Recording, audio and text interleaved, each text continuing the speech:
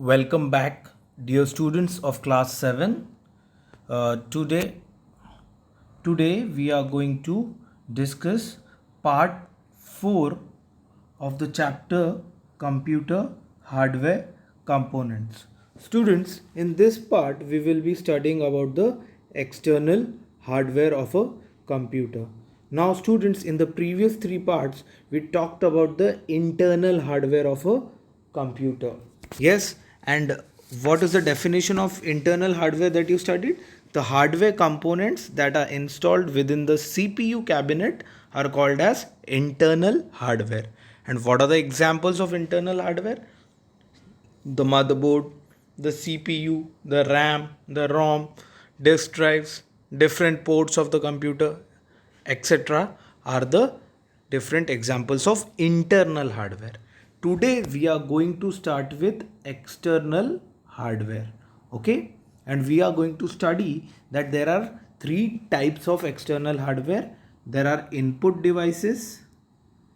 Okay? Oh, sorry. There are input devices, output devices, and storage devices. Okay, so let's talk about the external hardware. Okay, so let's formally define what is external hardware. Okay, the components which are attached to the computer externally. Okay, the components of the computer which are attached to the computer externally, or simply saying that the hardware components that are outside the CPU cabinet, okay, which we can see directly, okay, are called as the external hardware. Okay, now these are also known as peripherals. Okay, these devices or these external devices are also known as peripheral. Okay, they are also known as peripherals. Okay, these peripherals can be divided into three categories. I just mentioned it few moments ago: input devices, output devices, and storage devices. In today's lecture we will be talking about the input devices. So external hardware is of three types: input devices, output devices, and storage devices. Okay students, so let's talk about external hardware input devices. Okay, so what are input devices? Okay students, input refers to the data or instructions which we feed into the computer. Now see, computer cannot work on its own, it requires instructions. Okay, it requires instructions and it is going to perform these instructions, okay, whatever is written in these instructions on the data. So every computer requires two things: data and instructions, and we feed, okay, or we input these data and instructions into the computer. Okay, now input devices are used to enter the data. This feeding of data is done with the help of these input devices. Okay, so we input devices are used to enter the data and information into a computer. So this data and instructions, okay, are entered into the computer with the help of these input devices. Okay, these devices or these input devices, what they do, they convert the incoming data and instructions into a pattern of binary codes, because computer only understands binary language, okay, or the machine language. Okay, and then supply the converted data to the processor for processing. Okay, so what is the task of the input devices? It takes the data that we enter, okay, converts it into binary form, and then supplies it to the processor for processing. Okay, so this is input devices. I hope input devices is very clear to you. Okay, now students, the first type of input device that we are going to study today is the keyboard. Now you all have seen the keyboard, yes? Okay, the keyboard is one of the most important input devices used to input data and instructions into the computer. Okay, keyboard is very important device. You all have seen, it is a very common device. Okay, now see, This keyboard contains different types of keys. Okay, you have seen the keyboard, it contains different types of keys. Okay, now there are mainly 5 types of keys on a keyboard. So let us talk about those 5 types of keys. The first type of key that the keyboard contains is the typing keys. Okay, the second, control keys. The third, function keys. Okay, the fourth one are navigation keys, and the fifth one is the numeric keypad. So we are going to discuss all these type of keys in today's lecture. Okay, so let's start with it. So students, the first type of keys that a keyboard contain is the typing keys. Okay, so what are the typing keys? The typing keys include alphabet keys. Now you know alphabets A to Z are present on a keyboard. Okay, so A to Z are what? The typing keys. Okay, so alphabet keys, numbers. You can see numbers 0 to 9 on a keyboard. Okay, so these are the number keys. Okay, which are just present above the alphabet keys on a keyboard. Okay, then punctuation. Okay, the punctuation keys include full stop, comma, then this uh, colon, semicolon, single inverted, double inverted, okay, or single quotes and double quotes. Okay, then they also contain some special symbol keys like the plus, minus. Okay, these are the symbol keys, dollar, hash. Okay, all these keys are the different, ampersand, this key. Okay, all these keys are the percentage key. Okay, then exponent key. All these keys are the special symbol keys. Okay, the typing keys also include the shift key, caps lock key, space bar key, okay, backspace key, and the tab keys. Okay, there are 2 tab keys, 2 shift keys. Okay, the backspace key, space bar. Okay, all these keys. So all these keys together are called as the typing keys. And what are they usually used for? They are used for typing. Okay, if you want to type anything, mostly you are going to use one of these keys. Okay, now then the next type of keys are the control keys. Okay, now control keys, okay, these keys are either used alone or they are used in combination with other keys to perform a particular action. For example, the control key. Okay, the control key, the CTRL key or the control key, the alt key, Windows logo key. You have seen Windows logo key. It's something like this, and then there's a no circle over here. Okay, then the escape key. Okay, which is at the top left hand side, the escape key. These are various examples of the control keys. Okay, so what is the important about the control keys? That they are either used alone or they are used in combination. What are the examples of control type of keys? The CTRL key or the control key, alt key, Windows logo key, escape key, etc. Okay, then the next type of key is the function keys. Okay, now what is function keys? The function keys are used to perform specific tasks. Okay, you might have seen the keys F1 to F12.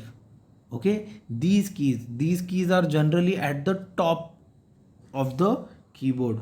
Okay, and it starts from F1 till F12. So there are F1, F2, F3, F4, F5, F6, F7, F8, F9, F10, and F11 and F12. Okay, so these are function keys. Okay, now function keys are used to perform specific tasks. So each function key has a particular task. Okay, then for example, you studied this Microsoft PowerPoint last year. You studied that F5 key is used to open the is a shortcut key to open a presentation, na? It's to open the slideshow view. Yes, to open the slideshow view, you press the F5 key. Similarly, other function keys also have different tasks. Okay. Now, they are placed on the top row of the keyboard and are labeled as F1 to F12. Okay. These keys have different functions in different programs. Okay, students. So for different softwares, these keys have different uh, functions. Okay, so three types of keys we have discussed till now. Let's discuss the two more that are remaining. The next type of key is the navigation key. The navigation key. Now, the navigation key is used for moving through documents or web pages. Okay, and sometimes used for editing the text. Okay, so we had seen those navigation keys, okay, in the previous lecture, okay, in the previous class, sorry. These keys include the arrow keys. You might have seen those arrow keys. Okay, so this arrow key is used to move from one place to another. Navigation simply means moving from one place to another. So the arrow keys, the home key, end key, page up, page down, delete and insert keys, all these keys are used to move from one place to another. Okay, and sometimes they are also used for editing the text also. Okay, so these are the navigation keys which are used for moving through the documents. Okay, now for example, I'll tell you about the home and end key. Okay, if you have opened a Microsoft Word document and you have written something, suppose you have written something for 2 pages. Okay, so suppose you are on the top of the page. If you press the end key or if you use the end key, then what will happen is that you will directly come to the last page of your document. Okay, but and if you use the home key, if you are at the end and you use the home key, then you will directly come to the top of your document. So these are different navigation keys. The next type of keys that are present on the keyboard is the numeric keypad. Numeric related to numbers. Okay, so many keyboard students, they have this numeric keypad and they consist of the number keys from 0 to 9.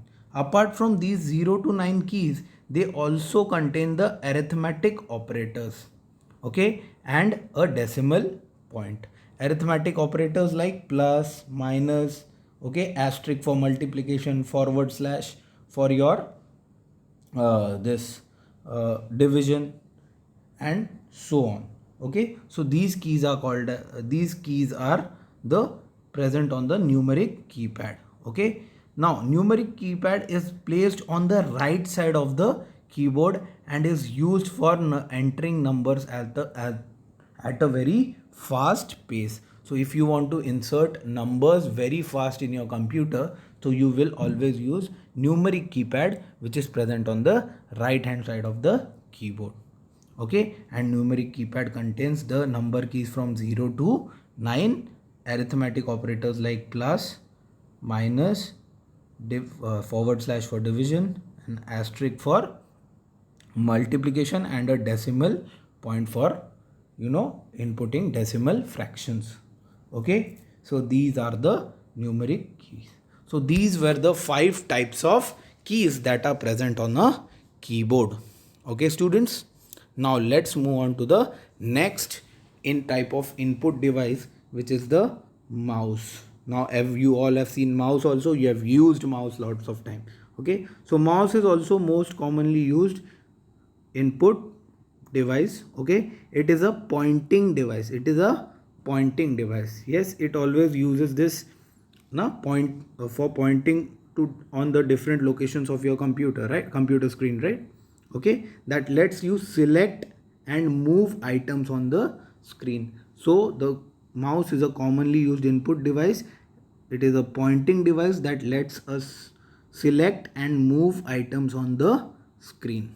Okay, very important. Now the left mouse button is used more frequently than the right mouse button. Okay, so you all have seen mouse something like this. Okay, there are buttons like this on mouse. This one is the right mouse button and this is the left mouse button. This one is used very often, okay, to select any. So most of the time we use the left mouse button.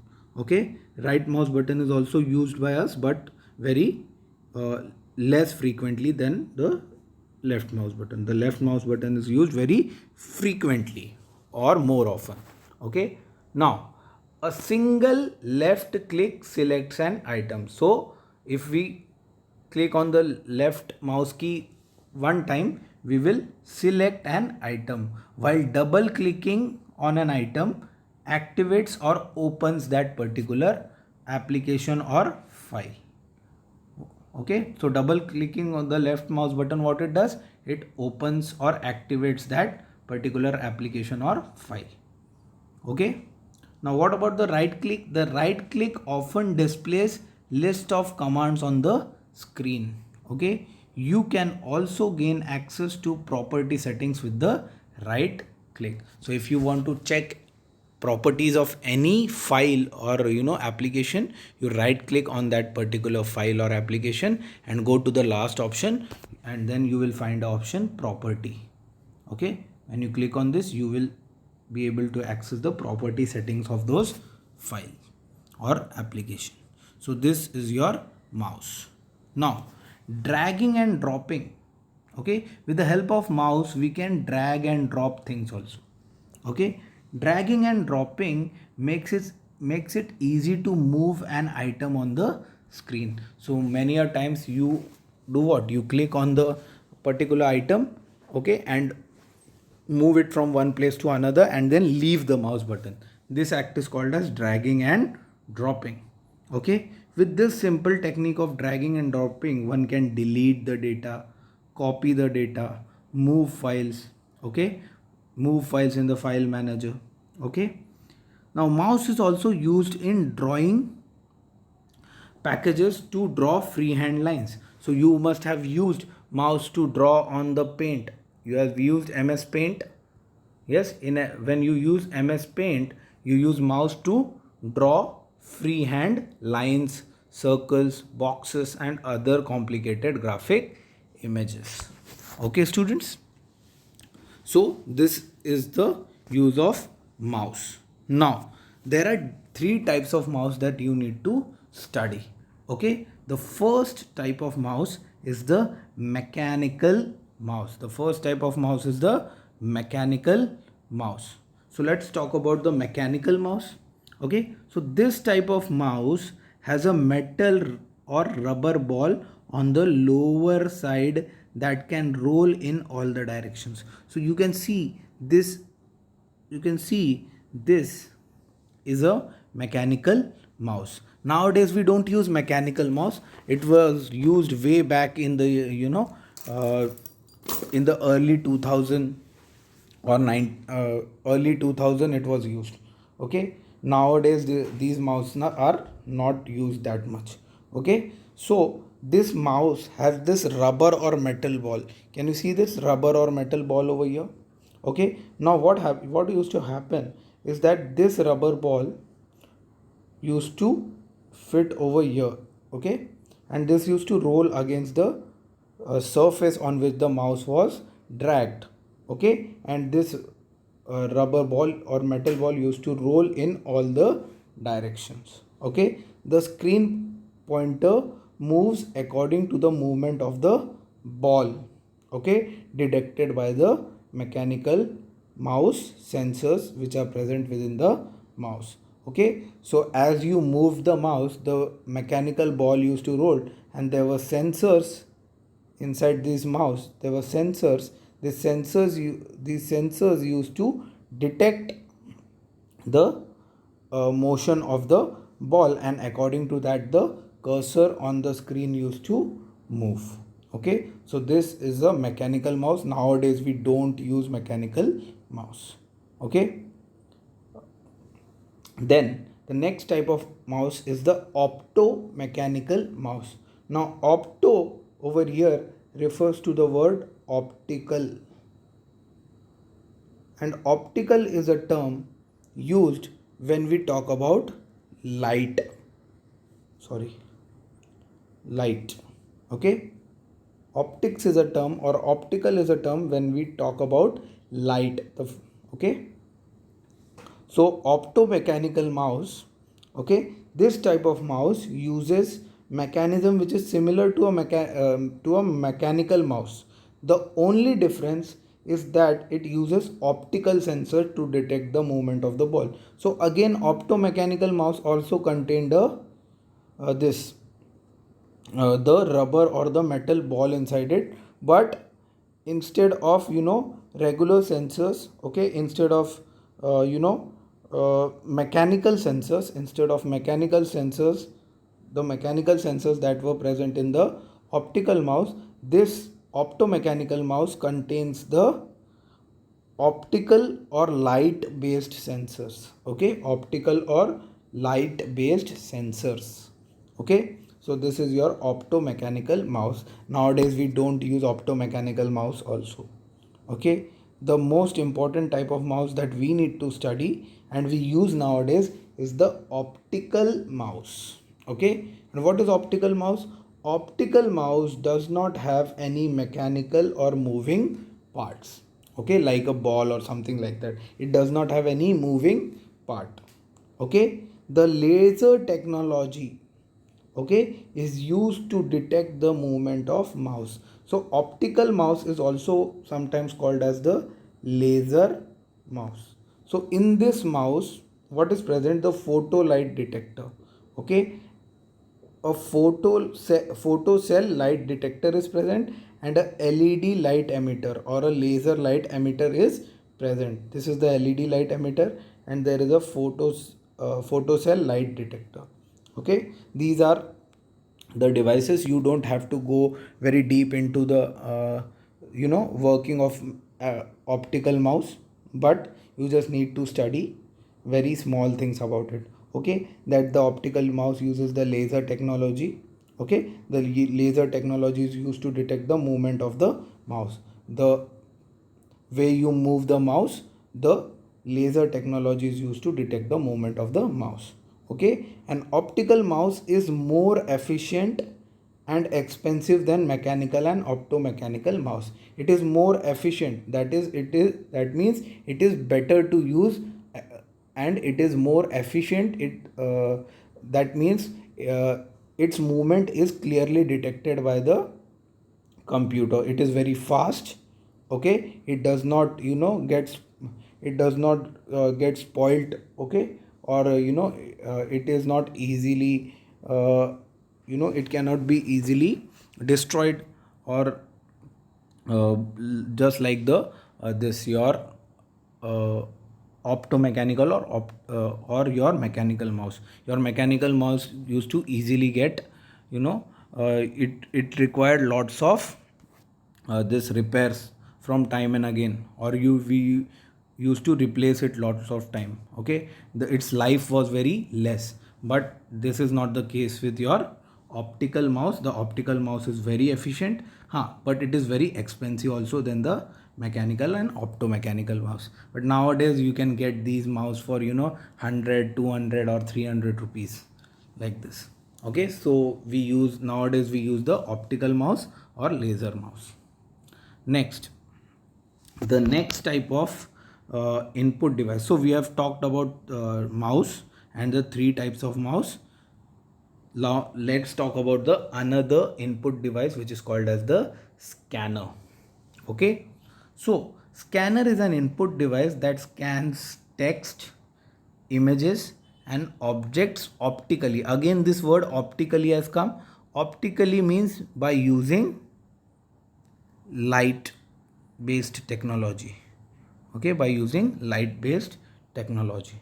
Okay, the scanned data the scanned data is converted into a digital image and displayed on the computer screen.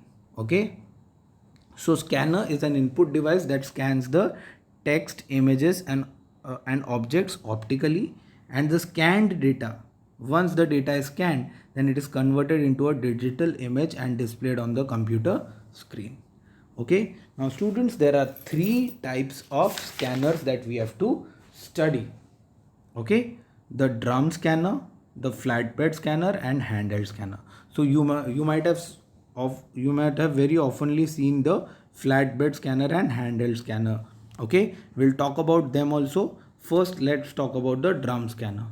Okay, so scanner is an input device. The first type of scanner that we need to study is the drum scanner. So what is drum scanner? The drum scanner is the most efficient and expensive scanner. Now it is a very efficient, means what? It gives a very neat output, okay, a high resolution output, and a very clear images are given and provided by this drum scanner. Look at this. This is a drum scanner. Now, and that's why it is very expensive also. Now it uses a rotating glass drum to scan. Look at this rotating glass drum. This is a rotating glass drum to scan. Okay, to scan the pages or objects, it uses a rotating glass drum. So this is that rotating glass drum. Okay, in a drum scanner, the light, again, it uses light, okay, from the object that is to be scanned is split into separate red, blue, and green beams optically. Again, optically, that means by using light technology. Okay,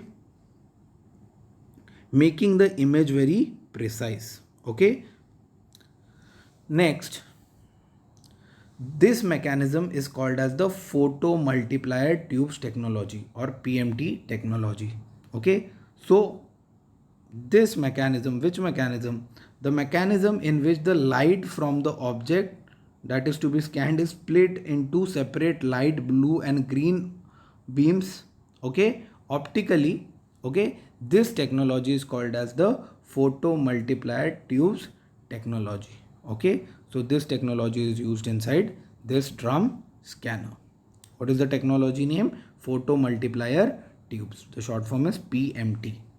Okay, the drum scanners are used mainly in publishing industries to print high quality images in the books and magazines. So what is publishing industry? That industries, those type of industries which print magazines and books, okay, and good quality newspapers, colorful newspapers, okay, like you people get NI newspapers, right? So sometimes you get very shiny pages which have very good quality images. Okay, so all those pages are scanned by the drum scanner. So it is used in the publishing industry.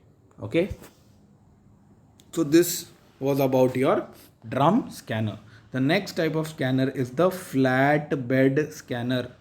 Okay, the next type of scanner is the flatbed scanner. Now this is one of the most common type of scanner that is used in our homes many a times. Okay, so this is a popular desktop scanner. Okay, the flatbed scanner is a very popular desktop scanner. It looks like a miniature or small printer only, okay, with a flip cover. So this is that flip cover. Okay, this is that flip cover, okay, protecting the glass window. So this is the glass window on which the object or the page to be scanned is kept, okay, face down. The side which you have to scan is placed on this glass window.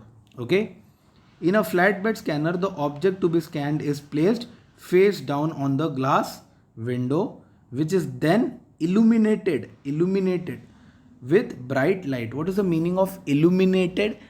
If illuminating something means what, students? Means putting light on something, okay, or sending light on something is called as illuminating. So what happens when we start the process of scanning?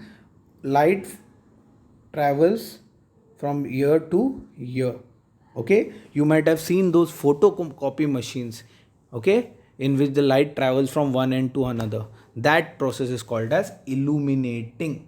Okay, illuminating with a bright light. Okay, so this is your uh,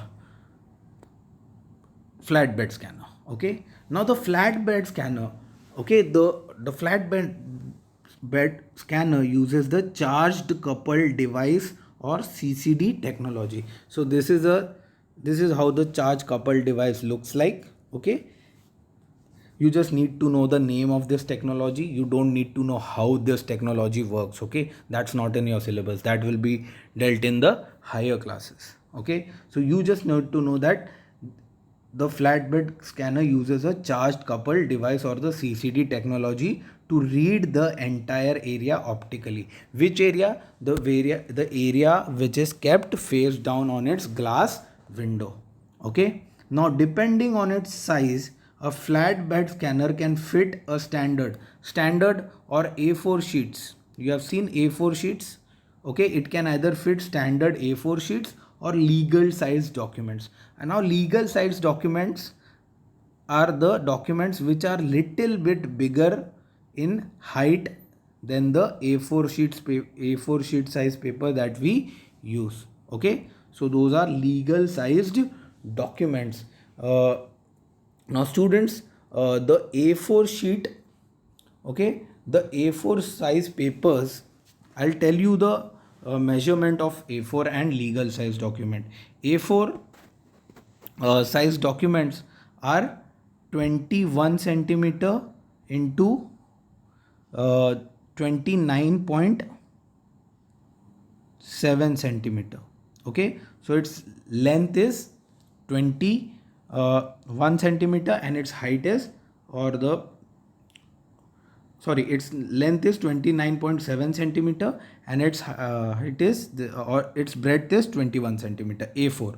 But legal papers, the legal size documents, okay, its uh, length is 35.56 centimeter. Okay, and its this breadth is 21.59 centimeter. So if I tell you that this is a legal size document, so this area will be 21.59 centimeter and this area will be this length of this side will be 35.56. Okay, so if you have a bigger flatbed scanner, so they can then they can include the legal size paper also. You don't have to memorize this length. Okay, I just told you for your knowledge. Okay, I knew it, so I told you. Okay, so depending on its size, the flatbed scanner can fit standard or legal size documents. Okay, and its flexible cover allows you to scan books, newspapers, articles, photographs, etc. Okay, so you can even scan your books with the help of a flatbed scanner. Okay, the flatbed scanners are used in homes. Okay, very common. They are used in homes, schools, and medium small sized offices. Okay, so this was your flatbed scanner. The next type of scanner, students, that we have to study is the handheld scanner. Okay, is the handheld scanner. So this is how the handheld scanner looks like. Okay, these are two very common examples of a handheld scanner. Okay, so handheld scanner is a small manual device which is dragged over the surface. Okay, so look at this scanner that is present over here. What is happening is it is being dragged from one side to another. Okay, so this is a small manual device which is dragged over the surface of the image to be scanned. So if you want to scan this paper, you will drag the scanner over this. Okay, these scanners are operated by hand. Look at this person, that the person is operating it with the hand. Okay, it is difficult to operate these scanners as you need a very steady hand to scan the objects in order to avoid distorted image. So you might have seen what is the meaning of distorted images. You might have seen many a times when you try to click photos with the help of your camera, which is on your phone, if you shake your hand, then the images sometimes the images come very blurry, they become very blurry, okay, or they are of not good quality. So those type of images are called as the distorted images. Okay, now barcode scanner is one of the most utilized handheld scanner in shopping malls. So this, you might have seen this barcode scanner when you go to shopping malls and big bazaar and all that. Yes, so what the person do who does the billing, he scans different products with the help of this handheld scanner only, which is called as the barcode scanner. This type of scanner is called as the barcode scanner, but barcode scanner is again a handheld scanner only. Okay, so this is it about the scanner. The next type of input device that we have to study is the microphone, or in short we call it mic.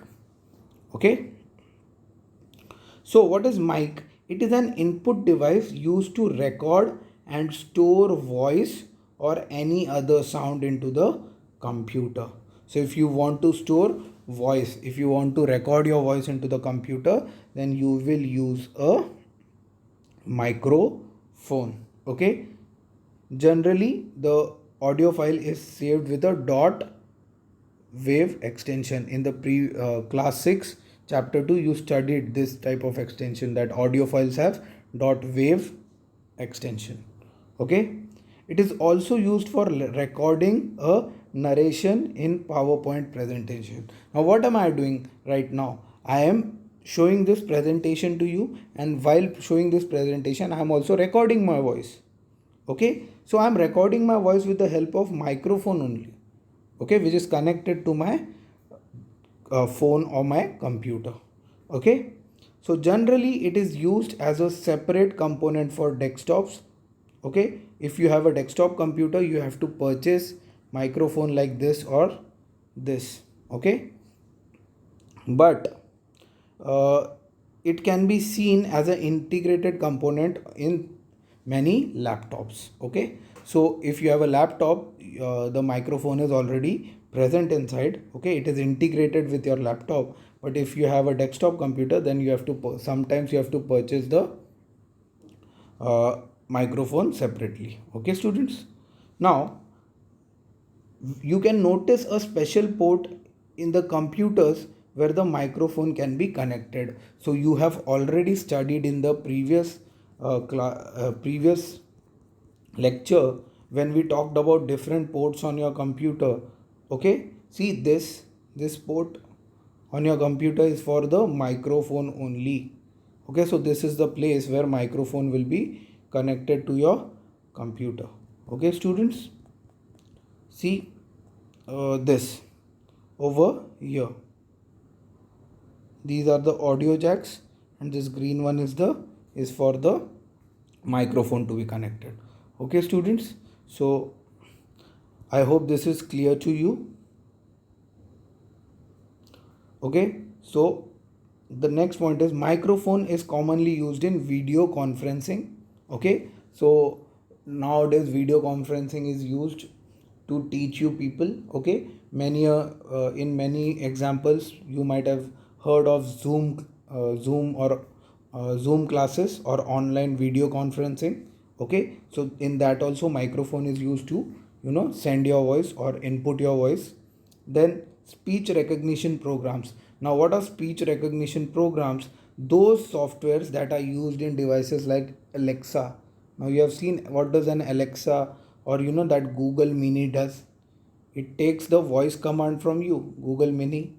Yes, it takes the voice command from you, and then it gives you the output according to the instruction that you have given. So those type of devices, Alexa type of devices, speech recognition programs or softwares are used. Then it is also used in radio broadcasting. Okay, the radio jockeys use the microphone to send the voice signals. Okay, then it is used in recording and sound amplifying system. What are sound amplifying system? To amplify something or to amplify sound means to increase the intensity of the sound. Okay, so such system which increases the intensity of the sound are called as the amplifying systems. Okay, students. So these are the places where your microphone is used. The next type of input device that we need to study is a light pen. So you all must have seen the light pen in your schools when you used to come to the school. Okay, you have seen that stylus which was used on our smart board. That is nothing but a light pen only. Okay, so a light pen is a light sensitive pointing device. Okay, it is just like a mouse, but it is a in shape of a pen, and it is used like a pen only. Okay, it is commonly used to select or modify the data on the screen. Okay, it allows the user to point on the displayed objects or draw on the screen. So if right now I am drawing on the screen, right? Okay, so I can also use the light pen to draw on the screen. Okay, students. Now, its operation is similar to a touch screen, okay, but has greater positional accuracy. So this light pen has more accuracy than what we do with hands. Right now I'm drawing with hands. When I write with hands, I don't get a good handwriting.